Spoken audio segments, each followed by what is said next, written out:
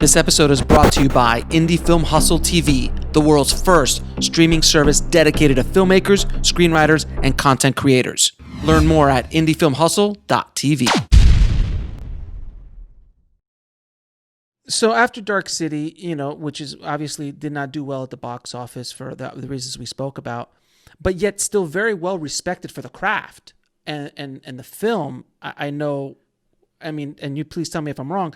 I know a lot of other filmmakers respect it and were influenced by it. How did the town treat you after, having essentially a box office disappointment? And how long did it take you to get out of that? Because I always am fascinated with, you hear these stories of directors who I've gotten out of it. Well, you've made a few movies since then, so obviously someone gave you. I have made a few. Yeah, you've made a couple. Like to have made more. But just out of curiosity, like how does the town treat you? Because I know after a big hit they treat you one way, and after a disappointment they treat you another way. I'm just curious, and I know obviously it's a different time period too. I was in the '90s, but just curious. Yeah, a different mentality where people were willing to take chances, but only to a certain extent, And the only reason they took a chance on Dark City is because The Crow had been so successful. That's really how it works, You make one hit and theoretically you get the license to do something that pushes the envelope a little bit. Though I'd argue these days that's less and less likely because these days Hollywood have determined that original fantasy and science fiction just doesn't work commercially speaking. And sadly, to a certain extent, when it comes to big budgets and the cinema release, the big screen release, they are probably right. It's sad that we're in that place, and it's sad that I think the superhero movies have put us in that place with the audiences. But there you go. That's it is what it is. So yes, you're absolutely right. I was courted after The Crow, and everyone was all the studios were calling me saying, we'll make anything that you want. And I had this thing. I already written Dark City. I'd written Dark City before The Crow, and I said, "Here's this script, and this is what I want to do." And then they usually say, "Well, what else do you want to do?"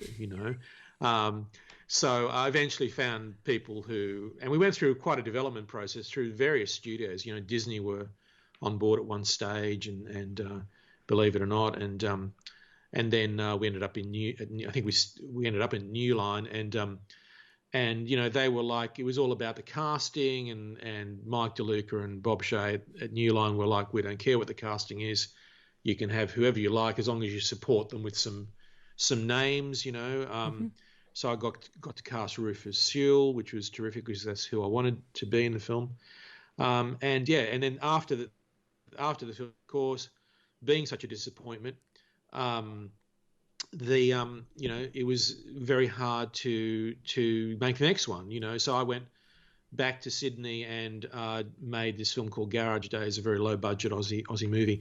I've got to say though that Dark City has built a huge following over the years. It's often to rival The Crow as well, and it's the increasing rate of offers to do sequels or the big one is right now, because cinema is in such a poor state, is to do a TV version of like a series version of Dark City, which I've turned down several over the years, but more and more I'm thinking maybe that's a good idea, so that's quite a turnaround from a film that did bad box office. It's quite it's a great thing about. Look, I have,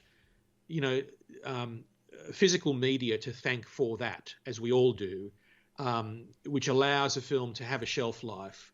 It's not just about its opening weekend. And if you make particular kinds of films that are challenging, not the sort of the norm, the sort of slam dunk, then physical media has traditionally been a great support of that kind of long process of success process, and Dark City is a classic example of that.